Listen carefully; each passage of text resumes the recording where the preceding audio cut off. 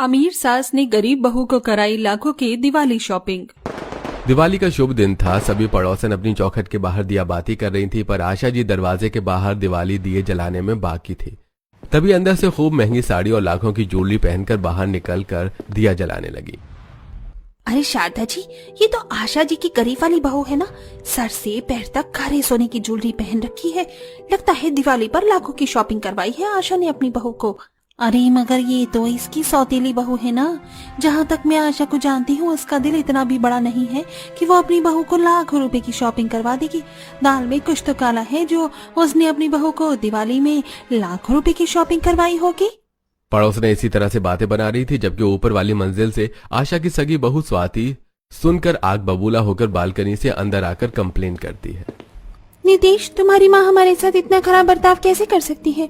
आखिर हम उनके सगे बेटे बहू हैं। तुम्हें पता भी है, तुम्हारी माँ ने दोनों हाथों से भर भर कर अपनी सौतेली बहू को दिवाली पर लाखों रुपए की शॉपिंग करवाई है, जो कि मैं डिजर्व करती थी। वो 2 कौड़े की गरीब शादी मुझे एक्सपेंसिव साड़ी और गोल्ड की ज्वेलरी पहनकर दिखा दिखा कर चला रही है। अगर ये दिवाली मेरी खुशियों भरी नहीं गुजरी तो मैं उसकी दिवाली भी खराब कर दूंगी। जहां आशा के लाखों रुपए की दिवाली शॉपिंग करवाने के चलते स्वाति ऊपर जल रही थी, नीचे सभी पड़ोसन ने गरीब संगीता की महंगी ज्वेलरी और एक्सपेंसिव साड़ी को आंखें जमाकर देख रही थी। पर आखिरकार क्यों आशा ने अपनी सगी बहू को छोड़कर सौतेली बहू को लाखों रुपए की दिवाली की शॉपिंग करवाई? क्या आशा अपनी सगी बहू को नापसंद करती थी, या फिर किस मन से उसने अपनी सौतेली बहू को लाखों की शॉपिंग करवाई? ये देखिए आशा जी, सबसे नमूना रिश्ता ढूंढ कर लाया हूँ इस बार विवेक के लिए। ये रिश्ता तो किसी भी तरह से काटने का सवाल ही पैदा नहीं होता। लड़की वाले हैसियत से भी ठीक है, लखपति लोग हैं, लड़की भी देखने में सुंदर और पढ़ी लिखी है। ऐसा कहते हुए पंडित जी आशा को लड़की की तस्वीर दिखाते हैं। पंडित जी, अगर लखपति घर में ही रिश्ता करवाना होता तो ऐसे तो हर दिन हजारों रिश्ते आ रहे हैं मेरे विवेक के लिए। पर शादी विवाह के रिश्ते बराबरी वालों में ही जुड़ते अच्छे लगते हैं। कहाँ हम करोड़पति और ये लखपति लोग, ये भला क्या ही दे पाएंगे? कोई मेल ही नहीं खा रहा। क्योंकि लड़की वाली करोड़पति नहीं थी, इसलिए आशा इस रिश्ते के लिए मना कर देती है। ऐसा पहली बार नहीं था, जिससे पहले भी आशा ने कई सारी लड़कियों की तस्वीर देखकर छांट चुकी थी। आशा जी, रिश्ते में क्या खराबी है? और हमें तो शादी करवाकर लड़की को अपने घर में लाना है, तो इससे क्या फर्क पड़ता है कि लड़की वाले कितने अमीर हैं? अजी, इस पूरी सोसाइटी में हमारे परिवार की इतनी रेप्यूटेशन है, जब लड़की वाले ही लखपति निकल गए तो ये क्या ही देंगे लड़की को? अरे लड़की वालों की तरफ से जो कुछ मिलता है साथ समाज भी तो देखता है। रिश्ता बराबरी देकर ही जोड़ना सही होता है, ताकि बेटी वालों से मांगने की जरूरत भी न पड़े, बिन मांगे ही सब कुछ दे दे। इतना सब कुछ होने के बावजूद भी आशा जी का स्वभाव में लालचपन झलकते देखकर देव, पूजा, नितेश तीनों पंडित जी के आगे आशा के स्वभाव के चलते असहज हो गई और रिश्ते के लिए मनाने लगे। पर मम्मी, विवेक भैया के साथ इस लड़के की जोड़ी अच्छी लगेगी। मुझे तो होने वाली भाभी पसंद है। आशा जी, लड़की मुझको भी पसंद है, पारिवारिक है, घर को जोड़ कर रखेगी। बाकी जिसका देने का दिल होता है तो गरीब भी अपने मन से बहुत कुछ देता है अपनी बेटी को। हम मान भी जाइए आशा जी, अच्छे रिश्ते बार बार नहीं मिलते, थोड़ा गम ज्यादा तो जो मिलेगा रख लीजिएगा। वैसे लड़की वालों का स्टैंडर्ड हमसे मैच तो नहीं करता, लेकिन जब आप दोनों बाप बेटी को पसंद है तो ठीक है। पंडित जी, बस शादी की डेट आप दिवाली से पहले ही निकाल दीजिएगा। मैं चाहती हूँ कि इस बार मेरे घर की लक्ष्मी भी दिवाली में यहाँ हो, ताकि मेरा कामों से जान छूटे। आशा बहन, दिवाली से पहले तो शादी के मुहूर्त ही मुहूर्त है। एक बार मैं लड़की वालों से भी पूछ लेता हूँ, फिर बता दूंगा। नमस्ते। समय कितना जल्दी गुजर गया ना। ऐसा लगता है जैसे कल की ही तो बात है। मेरा छोटा सा विवेक कितना बड़ा हो गया। उसके सर पर सेहरा सजाने जा रहा है। मेरा सालों का सपना साकार होने जा रहा है। भले ही विवेक मेरी सगी संतान नहीं है, लेकिन मैंने उसे अपने सीने से लगाकर पाला है। ऐसा कहते हुए दिखावे के झूठे आंसू छलका दिए। दरअसल देव, जो कि बड़े बिजनेसमैन थे, अपनी पहली पत्नी के गुजर जाने के चलते विवेक की परवरिश के लिए आशा से दूसरी शादी करके अपने घर ले आई। नितेश और पूजा उसके सगे बच्चे थे, जबकि विवेक सौतेला था। वैसे तो आशा ऊपरी तौर से विवेक को सगों जैसा मानने का दिखावटी स्वभाव रखती थी, पर सच्चाई तो ये थी कि उसे विवेक से कोई मोह नहीं था। माँ, अच्छा किया जो आपने दिवाली से पहले शादी की डेट फिक्स की है। तब तक भाभी भी शादी करके आ जाएंगे, तो हम भाभी के साथ दिवाली का फेस्टिवल सेलिब्रेट करेंगे। और मैं तो इस गाने पर वीडियो बनाऊंगी। भाभी के संग होली में रंग गुलाल उड़ाएंगे, आएगी जब जिब दिवाली मिलकर दीप जलाएंगे। छोटे छोटे भाइयों के बड़े भैया, आज बनेंगे किसी की सैया। मम्मी पापा, मेरे हिसाब से इतना बड़ा फैसला लेने से पहले हमें विवेक भैया से भी उनकी पसंद नापसंद एक बार पूछ लेनी चाहिए। क्या पता भैया ने अपने लिए कोई लड़की पसंद कर रखी हो। नितेश, मेरा विवेक मेरा आज्ञाकारी बेटा है। लड़की पसंद करने का तो सवाल ही पैदा नहीं होता। आज तक ऐसा कभी नहीं हुआ कि वो अपनी माँ की बात काट दे, और वो अपनी माँ की चुनी लड़की से ही शादी करेगा। तेरी माँ सही कह रही है नितेश बेटा। हमारे टाइम में तो लड़के लड़की को एक दूसरे को दिखाया भी नहीं जाता था। माँ बाप जहाँ रिश्ते देखते थे वहीं शादी होती थी। हाँ, और तेरे पापा और मैंने भी एक दूसरे को मंडप में ही तो देखा था। इसी तरह कुछ दिन गुजर जाते हैं। घर में शादी की सजावट शुरू हो जाती है। वहीं आशा अपनी होने वाली अमीर बहू को चढ़ाने के लिए पीसी ज्वेलर के यहाँ बिठाकर उसकी पसंद के गहने बनवाती है। देखिए बहन जी, सबसे एक्सपेंसिव और सबसे यूनिक डिजाइन का मंगलसूत्र और कान के टॉप्स, बिल्कुल लेटेस्ट कलेक्शन है। अरे भाई साहब, इस ज्वेलरी का सोना तो 22 कैरेट का है। अगर मुझे ऐसा ही हल्का ज्वेलरी बनवाना होता तो मैं किसी दुकान वाले सुनार के यहाँ चली जाती। पीसी ज्वेलर में थोड़ी आती। मुझे 24 कैरेट का प्योर गोल्ड चाहिए। जी, मुझे पता नहीं था कि आपको 24 कैरेट का गोल्ड चाहिए। वो असल में बाकी कस्टमर 22 कैरेट का गोल्ड डिमांड करते हैं, इसलिए आपको वही दिखा दिया। ज्वेलर वाला बहुत सारे गोल्ड डिजाइन के नेक पीस, टॉप्स, कंगन, चूड़ी, पायल, अंगूठी दिखाता है। ये डिजाइन अच्छे हैं। अदिति बहू, तुम अपनी पसंद से ज्वेलरी पसंद कर लो, वरना मुझे ब्लेम करोगी कि मैंने ओल्ड फैशन ले लिया। जी मामी जी। अदिति ज्वेलरी पसंद करने लगी। वहीं आशा के मन में लालच की खिचड़ी पक रही थी। ये होने वाली बहू तो बड़ी तेज है। सारे के सारे गहने भारी भारी पसंद कर रही है। लाख रुपए तो शादी की ज्वेलरी बनाने में ही लग जाएगा। फिर शादी का जोड़ा भी खरीदना है। कोई नहीं, मंडप में चढ़ने के बाद तो ये सारे के सारे गहने मेरे ही पास होंगे। इसी तरह आशा कई लाखों की शॉपिंग करवाती है। अब शादी का दिन और करीब आ जाता है। आशा आरती करने के लिए थाली सजाकर चौखट पर खड़ी थी। क्या बात है आशा जी, आज तो आप बड़ी खुश लग रही हो। बेटे के आने की खुशी आपके चेहरे पर झलक रही है। अजी खुश तो होंगी। मेरा विवेक पूरे 15 दिन के बाद घर लौट रहा है। मेरी तो आंखें तरस गई हैं अपने जिगर के टुकड़े को देखने के लिए। तभी विवेक गरीब संगीता से शादी करके घर में आता है। प्रणाम माँ। नमस्ते माँ जी। विवेक बेटा, ये लड़की कौन है?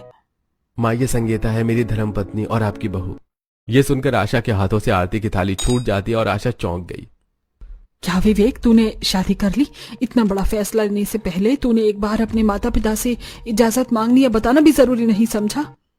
माँ, हालात ही कुछ ऐसे थे कि मुझे संगीता से शादी करनी पड़ी। माँ, संगीता बहुत अच्छी लड़की है। वो हमेशा इस घर परिवार को जोड़कर रखेगी। मैं आपके आगे हाथ जोड़कर विनती करता हूँ कि आप संगीता को स्वीकार कर लीजिए। बिल्कुल भी नहीं। ये 2 कौड़े की करीब शादी मेरी बहू हरगिज नहीं बनेगी। तू जहाँ से इस गरीब लड़की को लेकर आया है वहीं छोड़कर आ जा, क्योंकि मैंने और तेरे पिता ने तेरी शादी तय कर दी है। शादी के कार्ड छप चुके हैं और सबको बांटे जा चुके हैं। तुझे वही शादी करनी है जहाँ हमने तय की है। माँ, मैंने अग्नि के 7 फेरे 7 वचन लेकर संगीता को अपनी धर्मपत्नी बनाया है। मैं उसे अकेला छोड़ नहीं सकता हूँ। देख लीजिए देव जी, इस 2 कौड़ी की लड़की के लिए हमारा बेटा हमसे बगावत कर रहा है। इसको हमारी इज्जत की जरा सी भी परवाह नहीं है। माँ जी, पापा जी, एक मौका, मुझे बस एक मौका दे दीजिए इस घर की बहू बनकर दिखाने का। ठीक है, मैं तुझे 1 महीने का मौका देती हूँ। 1 महीने बाद दिवाली है। यदि तू इन 1 महीने में इस घर की बहू बनकर नहीं दिखा सकी और हमारा मन नहीं जीत सकी तो इस घर से चली जाना। आशा के शर्त रखने पर संगीता ने आंसुओं के साथ शर्त को स्वीकार कर लिया। मुझे आपकी शर्त मंजूर है माँ जी। तब नाखुश मन से आशा आरती की थाली सजाकर लाई और संगीता की आरती करके अपने कमरे में चली गई। नितेश और पूजा ने फूल बरसाकर संगीता का स्वागत किया। वेलकम हो संगीता भाभी। आप माँ की बातों को दिल से मत लगाइएगा। वो थोड़ा सा नाराज हो, पर मेरी मम्मी नेचर की अच्छी हैं। देखना, वो आपको एक्सेप्ट कर लेंगी बहुत जल्दी। नमस्ते भाभी, मैं हूँ आपका देवर। आपको खुश रखने की ड्यूटी मेरी हुई। चलिए अब मुस्कुरा दीजिए। अपने नंद देवर का अच्छा नेचर देखकर संगीता के मन में असहजता मिट जाती है। तब संगीता अपने ससुर के पैर छूती है। नमस्ते पापा जी। सदा खुश रहो बहू। ये लो मेरी तरफ से ये उपहार, गीता दे रहा हूँ। परीक्षा ने तो सीता जी को भी नहीं छोड़ा, इसलिए तुम हिम्मत मत हारना। अब तुम इस घर की लक्ष्मी हो, इसलिए इस घर की चौखट को लांग कर जाने की मत सोचना। तुम्हारे पास दिवाली का 1 महीना है और मुझे विश्वास है कि तुम अपनी सास का दिल जीत लोगी। इसी तरह से 2-4 दिन गुजर जाते हैं। वहीं सब पड़ोसनों को इस बात का जब पता चलता है तो वो सब्जी खरीद कर जा रही आशा को रोकती है। अरे अरे आशा जी, इतनी जल्दी में कहाँ जा रही हो? सुना है तुम्हारा बेटा किसी गरीब लड़की को शादी करके लाया है। अरे गायत्री जी, 2 दिन बाकी तो शादी की डेट रखी थी और इसी बीच बेटा शादी कर लाया। आजकल के बच्चे तो अपनी पसंद से करके ले आते हैं। बहुएं और माँ बाप को एडजस्ट करना ही पड़ता है। अरे नहीं नहीं सुषमा जी, गायत्री जी, ऐसा तो कुछ भी नहीं। किसी ने झूठी अफवाह उड़ा दी है। किसने कह दिया आपको कि मेरी बहू गरीब घर से है? अच्छे खानदान से बहू चुनकर लाई है। अगर ऐसा है तो अभी तक अपनी बहू की मुंह दिखाई क्यों नहीं करवाई?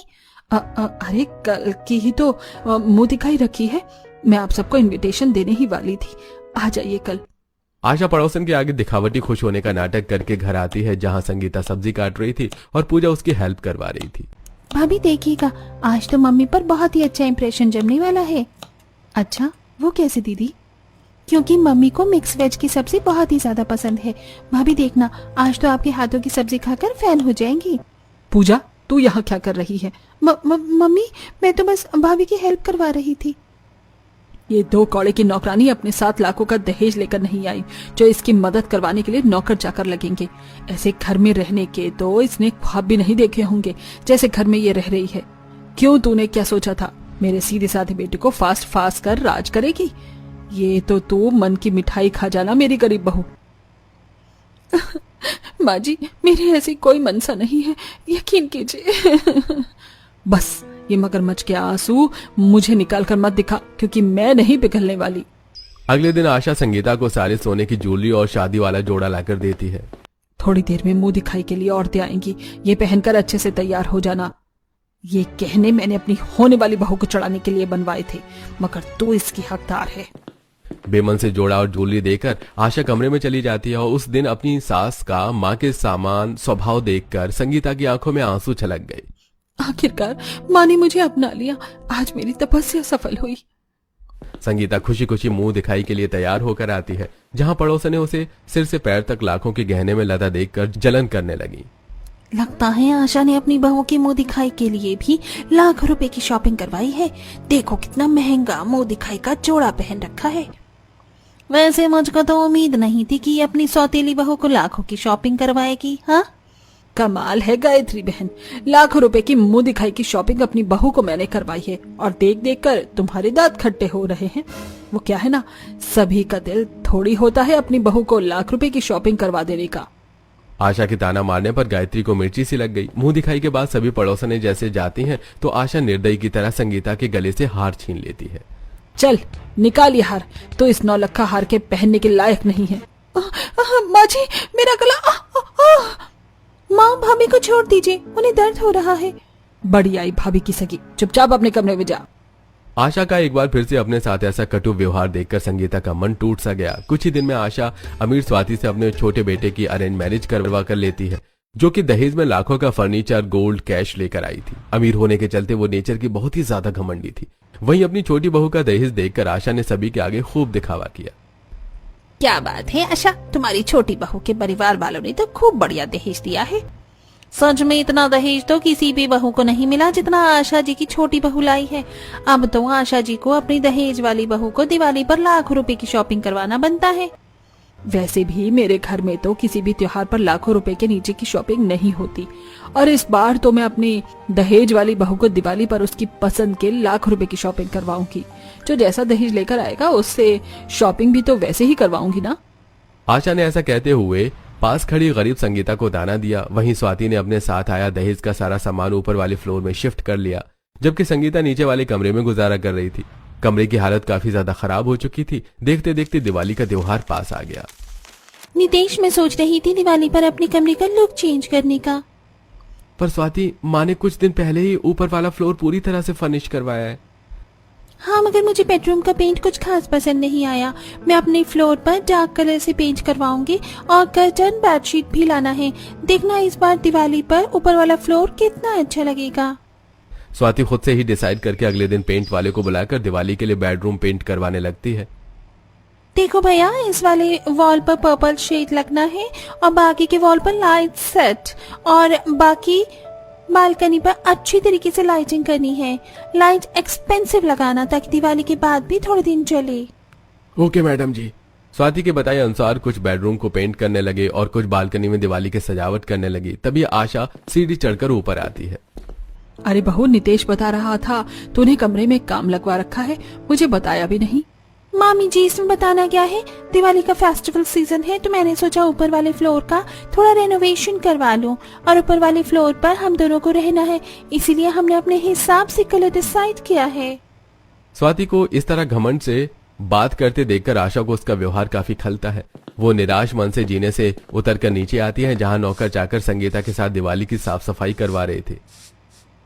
संगीता भाभी, मैंने दीवार के सारे जाले उतार दिए हैं, अब क्या करना है? राजू भैया, अब चलिए चलकर किचन साफ कर लेते हैं, फिर हॉल करेंगे। घर के नौकर चाकर को दिवाली की सफाई में संगीता की मदद करवाते देख आशा को हजम नहीं होता और वो सभी को 1 महीने के लिए छुट्टी पर भेज देती है। अगले दिन, अरे राजू, राजू, आज टेबल पर न्यूज़पेपर नहीं रखा है क्या?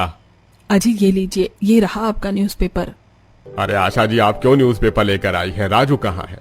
अजी वो राजू दिवाली मनाने के लिए अपने गांव गया है, बाकी सारे नौकर चाकर भी छुट्टी लेकर गांव गए हैं।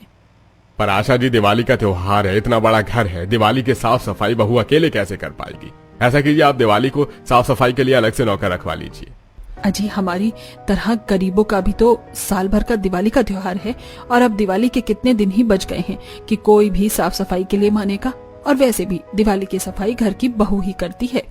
आशा अपने पति को झूठी पट्टी पढ़ाकर जानबूझकर संगीता को सताने के लिए दिवाली की साफ सफाई अकेले करवाती है। अरे ये क्या हल्के हाथों से साफ कर रही है, खाने को तो 10 जने के बराबर खाती है, हाथ में दम नहीं है क्या तेरे? अच्छे से फर्श को रगड़, दूध की तरह चमकना चाहिए। जी माँ जी। आशा अपने सामने खड़ी रहकर फर्श साफ करवाती है, जिसके चलते संगीता को रात को बुखार लग जाता है। अरे संगीता, तुम्हें तो बहुत तेज बुखार है, तुम्हारी तबीयत खराब थी तो मुझे बताया क्यों नहीं? अजी मैं ठीक हूँ, खाना बनाना है। किसी तरह खुद को संभालते हुए संगीता बिस्तर से जैसे उठकर खड़ी होती है, तभी उसे चक्कर आ जाता है। संगीता, तुम ठीक से खड़ी नहीं हो पा रही हो, खाना कैसे बनाओगी? इस घर में खाना बनाने के लिए और भी तो लोग हैं, तुम आराम करोगी ना? इतने में आशा स्वाति को दिवाली की शॉपिंग करवा कर ले आती है। मामी जी, एक साथ दिवाली की इतनी सारी शॉपिंग करके मेरे तो दोनों हाथ शॉपिंग बैग से भर गई है। अरे बहू, ये तो सिर्फ कपड़े कपड़े हैं, अभी तो धनतेरस पर तुझको दिवाली पर बढ़िया चीज बनवा कर दूंगी। हमारे यहाँ धनतेरस पर बहू को गहने बनवा कर देते हैं। ये सही है, फिर तो मैं कल धनतेरस पर लाखों रुपए की ज्वेलरी बनवा कर रख लूंगी अपने लिए। दोनों बहू सास दिवाली की शॉपिंग करके अंदर आती हैं, जहां खाना नहीं बना देखकर आशा संगीता पर भड़क जाती है। बहू, ओ संगीता बहू, अरे ओ मेरी गरीब बहू कहाँ मर रही है? बेचारी संगीता बुखार में ही सास के पास बाहर आती है। जी माँ जी, आपने मुझको बुलाया? मैंने तुझको कहा था ना तुझको खाना बना कर रखने को, तो फिर अभी तक खाना क्यों नहीं बना? आशा, बड़ी बहू की तबीयत बिल्कुल भी ठीक नहीं है, सुबह से बेचारी दिवाली की सफाई अकेली लगकर कर रही है, उसे आराम करने दो। आज के लिए तुम दोनों सास बहू खाना बना लो। खाना बनाने की बात सुनते ही स्वाति साफ मना कर देती है। मामी जी, इतने लोगों का खाना मुझसे नहीं बनने वाला, मैं अपने और नितेश के लिए डिनर ऑर्डर करके मंगवा लूंगी, आप लोग अपना देख लीजिए। खाना बनाने से मना करके स्वाति शॉपिंग बैग्स लेकर सीढ़ियों से ऊपर चली जाती है। उसका कामचोर रवैया देखकर आशा को काफी अजीब लगता है और वो खुद ही रसोई में खाना बनाने में लग जाती है। आजकल की बहू को जरा भी बड़ी फैमिली मिल जाए तो खाना बनाने में आफत आ जाती है, और मैंने तो अपने समय में दर्जनों परिवार वालों का इकट्ठे खाना बनाकर खिलाया है, और आज भी बना सकते हैं। बुदबुदाते हुए आशा रोटी बनाने लगती है, तभी ध्यान रोटी पर होने के चलते सब्जी जल जाती है। अरे नहीं, हे भगवान, मैंने तो सब्जी पर ध्यान ही नहीं दिया, सब्जी जल गई। सब्जी बचाने के लिए आशा सब्जी चलाने लगती है। इतने में रोटी जल जाती है, तभी से हाथ भी जल जाता है। अरे मेरा हाथ जल गया। क्या हुआ माँ जी, आप ठीक तो हैं? माँ जी, आपका हाथ तो जल गया है। संगीता जल्दी से उसके हाथों को ठंडे पानी में डालकर हल्दी लगाती है। उसकी आंखों से आंसू छलक रहे थे। माँ जी, इस हल्दी को हाथ से हटाइएगा मत, आपको ठंडक मिलेगी तो अच्छा लगेगा। संगीता को खुद की इतनी परवाह करते देखकर आशा उसके संग किए गए बर्ताव को सोचकर पछतावा करती है। मैंने हमेशा इसके साथ कितना बुरा व्यवहार किया, लेकिन फिर भी मुझे जरा सा दर्द में देखकर ये तुरंत चली आई। लेकिन मेरी अमीर बहू, जिसे मैंने लाखों रुपए की शॉपिंग करवाई, वो झूठे मन से भी झांक कर देखने नहीं आई कि मैं किस हाल में हूँ। माँ जी, आप जाकर आराम कीजिए, मैं खाना बनाकर परोस कर ले आऊंगी। तेरी भी तो तबीयत ठीक नहीं है, साथ में मिलजुल कर बनाते हैं। दोनों सास बहू मेल मिलाप से खाना बनाती हैं, तभी स्वाति नीचे आकर देखती है। ओ माय गॉड, यहाँ तो मेलोड्रामा चल रहा है। मेरी गरीब चिठानी सिंपैथी गेन करने का कोई भी मौका नहीं छोड़ती। कहीं ऐसा न हो कि मामी जी मुझे दिवाली पर ज्वेलरी दिलवाने का इरादा बदल दें।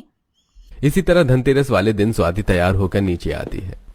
चलिए मामी जी, गोल्ड खरीदने चलते हैं, आज धनतेरस है ना। बहू, तुझे धनतेरस का याद है, लेकिन इस घर के प्रति बहू होने की जिम्मेदारियां वो तुझे याद नहीं थी। रही बात दिवाली की शॉपिंग की, तो वो मैं तुझे कल करवा चुकी हूँ। आज मैं संगीता बहू को शॉपिंग करवाने लेकर जा रही हूँ और आज का खाना तू बनाएगी। यह सुनते ही स्वाति जलकर अपनी सास से घमंड में बात करती है। मामी जी, मैं इतनी फालतू नहीं आ रही जो खाना बनाऊं। मैं और नितेश अपनी दिवाली अकेले कर लेंगे। घमंड दिखाकर स्वाति ऊपर चली जाती है। वहीं संगीता आशा और पूजा के साथ दिवाली की शॉपिंग करने जाती है। उसकी आंखों में खुशियों की झलक थी। बहू, तुझे जो भी पसंद आ रहा है अपनी पसंद की साड़ियां देख ले। संगीता ने झिझकते हुए एक सस्ती सी साड़ी उठाई। माँ जी, ये साड़ी कैसी है? बहू, ये साड़ी कितनी सस्ती है और रंग भी तुझ पर खास नहीं जच रहा। ये वाली देख, कितना सुंदर कलर है, इसका डिजाइन भी कितना अच्छा है, तुझ पर खूब खिलेगा। सबसे ब्रांडेड साड़ी उठाई है आपने, ये लास्ट पीस बचा है।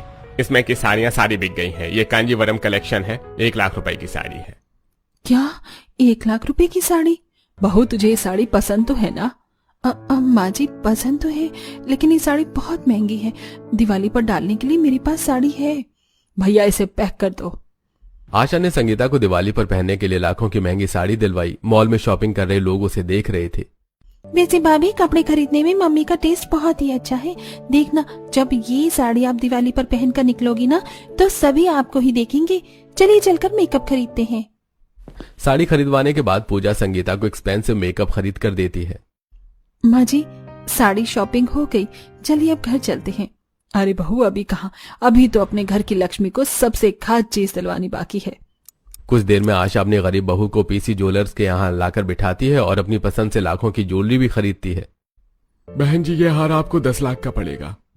ठीक है भैया, मुझे यही डिजाइन पसंद है। लास्ट में लाखों की साड़ी ज्वेलरी दिलवाकर आशा संगीता पूजा घर आती है, जिसे देखकर स्वाति जलकर खाक हो जाती है। इस दो कौड़े की जिठानी तो सोने की ज्वेलरी पहनना बिल्कुल डिजर्व नहीं करती, और मम्मी जी ने इसे लाखों रुपए की एक्सपेंसिव शॉपिंग करवाई है। जलन में स्वाति संगीता की ज्वेलरी चुरा के अपनी अलमारी में रख लेती है। दिवाली का दिन आता है। संगीता जैसी ज्वेलरी पहनने चलती है तो उसे नहीं मिलता। मैंने तो सारी ज्वेलरी यहीं रखी थी, कहाँ चली गई? संगीता बहू, तुम अभी तक तैयार नहीं हुई? सभी के चौखट पर दिवाली के दिए जल चुके हैं, हम ही दिया बाती करने को बाकी रह गए हैं। माँ जी, आपने जो ज्वेलरी कल मुझे दिवाली पर पहनने के लिए खरीदी थी, उसमें से एक भी नहीं है ना? मुझे पता है यह किसकी करतूत है। आशा गुस्से में आग बबूला होकर सीधे चढ़कर सीधा ऊपर जाती है, जहां स्वाति उन ज्वेलरी को पहनकर शीशे में देख रही थी। OMG, ये गोल्ड का नेकलेस मेरे गले में कितना जच रहा है। इतनी एक्सपेंसिव दिवाली गिफ्ट तो मैं डिजर्व करती हूँ। स्वाति बहू, तुम्हारी जुर्रत कैसे हुई संगीता बहू की चीज चुरा कर लाने की? दूसरों की चीज पर आंखें गड़ाना छोड़कर जो तुम्हारे पास है उसमें संतुष्टि करना सीखो। मम्मी जी, प्लीज ये लेक्चर देने की कोई जरूरत नहीं है। अपनी ज्वेलरी ये लीजिए। आशा गहने लेकर चली जाती है। संगीता सब कुछ पहनकर सजती संवरती है तो उसका रूप माँ लक्ष्मी के समान निखर जाता है, जिसके बाद वो चौखट पर दिया बाती करती है। वहां दूर तरफ स्वाति ऊपर जलन करती है। मैं नीचे जा रहा हूँ सभी के साथ दिवाली मनाने, तुम्हारा मन हो तो आ जाना। नितेश भी स्वाति को ऊपर अकेले छोड़कर नीचे परिवार वालों के साथ दिवाली सेलिब्रेट करता है। सभी गुजिया मालपुआ खाते हैं, पटाखे जलाकर दिवाली मनाते हैं। संगीता भाभी, आपने बहुत ही टेस्टी मालपुआ और गुजिया बनाया है। सच में भाभी, मालपुआ बहुत ही स्वादिष्ट बना है। बिना गुजिया मालपुआ खाए तो दिवाली अधूरी है। सभी को पकवान खाते हुए दिवाली सेलिब्रेट करते देख स्वाति को भी भूख लगती है। ये गुजिया मालपुआ तो कितना डिलीशियस लग रहा है देखने में। मेरा भी खाने का मन कर रहा है और मैंने तो खाने में कुछ भी नहीं बनाया। नीचे चली जाती हूँ। स्वाति अपना मूड चेंज करती है और अपनी सास की दिवाली के लिए दिलवाई साड़ी और ज्वेलरी पहनकर नीचे आती है और सबको दिवाली विश करती है। हैप्पी दिवाली आप सभी को। क्या मैं भी आपके साथ दिवाली मना सकती हूँ? पहले तो स्वाति के घमंडी नेचर के लिए कोई से बात नहीं करता, पर फिर संगीता उसका मुंह मीठा करवाकर दिवाली की बधाई देती है। हैप्पी दिवाली देवरानी जी, देखो पूरा परिवार साथ मिलकर दिवाली मना रहा है, चलो आओ तुम भी। आखिर में सभी स्वाति के बर्ताव को भूलकर एक साथ खुशी खुशी से दिवाली सेलिब्रेट करते हैं।